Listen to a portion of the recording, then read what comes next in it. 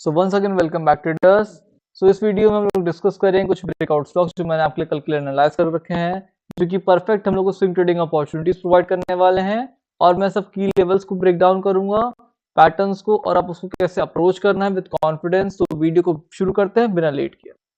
तो गाइस, जो सबसे पहला स्टॉक हमारे लिस्ट में उसका नाम है पोकरना एलटीडी। पोकरना एलटीडी आपका डेली टाइम फ्रेम पर उसने ब्रेकआउट दी, अपने एक रेजिस्टेंस प्रीवियस उसने रेजिस्टेंस को अपने ब्रेक किया है। अगर आप देखें तो यहाँ पे प्रीवियस रेजिस्टेंस लेवल था जिससे उसने प्रीवियस रेजिस्टेंस को अपने ब्रेक किया है।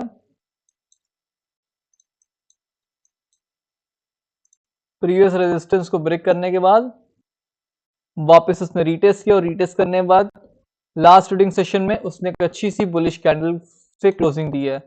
और बुलिश कैंडल हम लोग को दिखा रही है कि बायर्स का इंटरेस्ट है। और उसमें दूसरी चीज जो है, एक और कॉन्फ्लुएंस है, वो मूविंग एवरेज कॉन्फ्लुएंस। अगर आप देखें तो हम लोग को स्टॉक मूविंग एवरेज के ऊपर चल रहा है, तो अगर 1291 के ऊपर निकलता है तो बहुत अच्छा ब्रेकआउट देने के चांसेस में प्रोबेबिलिटी इसमें है। दूसरा स्टॉक उसका नाम है अनंतराज एलटीडी। अनंतराज एलटीडी 844 के ऊपर मार्क करके रखिएगा। चार्ट में बहुत बढ़िया कंटेंटर है ब्रेकआउट स्टॉक के लिए, ये भी है। इसमें क्या हो रहा है, अगर आप देखें तो ये स्टॉक्स ने भी अपने रिसेंटली रेजिस्टेंस को ब्रेक किया है। अगर आप देखें, इसने अपने रिसेंट रेजिस्टेंस को ब्रेक किया है। रिसेंट रेजिस्टेंस ब्रेक करने के बाद रिसेंट रेजिस्टेंस को उसमें ब्रेक किया with high volume. With high volume का मतलब होता है कि वॉल्यूम का भी सपोर्ट है। उसका मतलब होता है ब्रेकआउट फेलियर के चांसेस बहुत कम होते हैं और ब्रेकआउट सक्सेस के चांस बहुत ज्यादा होते हैं उस केस में। और इसने एक दिन कंसोलिडेट किया और लास्ट ट्रेडिंग सेशन में इसने बुलिश कैंडल से क्लोजिंग कर दी बहुत अच्छी। और इस क्लोजिंग हम लोग को बता रही है कि बायर्स का इंटरेस्ट शेयर में बहुत ज्यादा है। एफआईडी सब अपना पैसा लगा रहे हैं। तो 845 के ऊपर अगर जाता है तो एक अच्छा स्टॉक बन सकता है फॉर ब्रेकआउट। अगला स्टॉक उसका नाम है Gokul agro resources. Gokul agro resources अगर आप देखें तो वो कंटिन्यूसली अपने हायर हाई फॉर्मेशंस को सपोर्ट कर रहा है। और उससे अभी तक अपने एक भी लो को ब्रेक नहीं किया। प्रीवियस उसने डे का लो को अपना तोड़ा नहीं है। तो एक अच्छा स्ट्रॉन्ग सपोर्ट है, स्ट्रॉन्ग चार्ट है फॉर ब्रेकआउट। अगर आप लेवल की बात करें तो लेवल आ रहा है 377 का। 377 के ऊपर जाता है तो एक अच्छा ब्रेकआउट स्टॉक हो सकता है ये भी। अगर आप इसमें सेल्स की बात करें तो जैसा कि नीचे आप देख सकते सेल्स की, इसमें सेल्स भी कंटिन्यूसली इंक्रीज हो रही हैं और इसका अर्निंग पर शेयर भी कंटिन्यूसली बढ़ रहा है, जो कि और बता रहा है कि हम लोग का शेयर जो है एक अच्छे फंडामेंटल्स के साथ है। मतलब इसका फंडामेंटल भी काफी बढ़िया है कंपनी का। कंपनी आने वाले समय में और ग्रोथ की अपॉर्चुनिटीज ढूंढ रही है और ग्रोथ करेगी भी, तो उसमें अगर शेयर प्राइस बहुत अच्छे हाइक हो सकते हैं। और जो चौथा स्टॉक उसका नाम है किरी इंडस्ट्रीज। किरी इंडस्ट्रीज अगर आप देखिए वीकली टाइम फ्रेम पर, तो मैं आपको बताना चाहूंगा कि अपने एक की रेजिस्टेंस लेवल के पास है। की रेजिस्टेंस लेवल है जो कि इसका 679 का।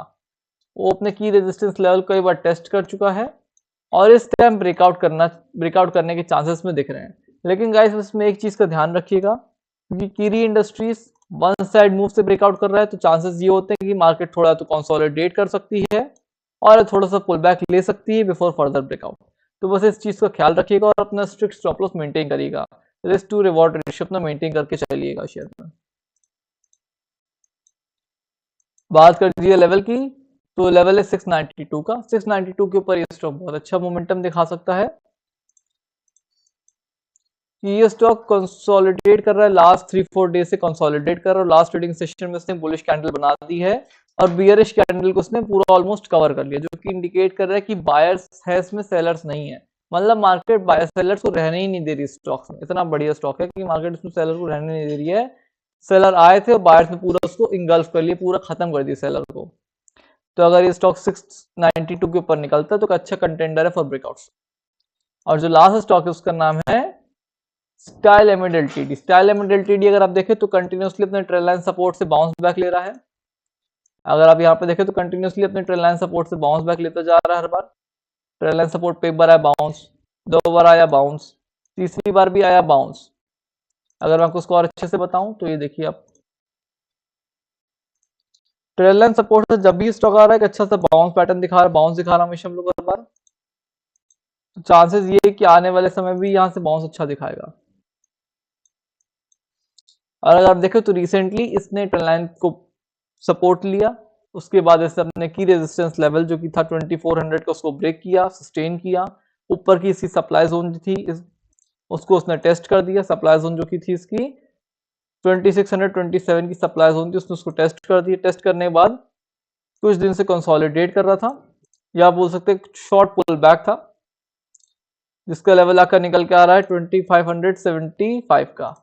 अगर इसके ऊपर जाता तो एक अच्छा सा ट्रेंड लाइन ब्रेकआउट भी हम लोग को देखने मिलेगा इसमें, और ये बढ़िया स्टॉक हो सकता है फॉर ब्रेकआउट, क्योंकि अगर आप देखें तो ये फिबोनाची रेशियो से भी अपने 50% के आसपास से भी ये रिट्रेस कर चुका है।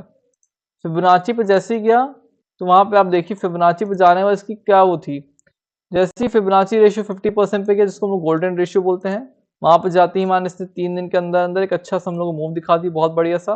लास्ट 3 डेज की जो कंसोलिडेशन कैंडल थी उसको इसने एक ही कैंडल में खत्म कर दिया, जो कि इंडिकेट कर रहा है कि मार्केट सेलर्स की नहीं है, बायर्स ही है। अगर ये 2580 के ऊपर जाता तो हम लोग को और अच्छे लेवल देखने मिल सकते हैं इसमें। सो गाइस, आई होप कि आपको मेरी एनालिसिस अच्छी लगी होगी। अगर अच्छी लगी हो तो प्लीज लाइक कमेंट सब्सक्राइब जरूर से करिएगा, और बताइएगा कि आपको कल कौन सा स्टॉक चाहिए। Thank you.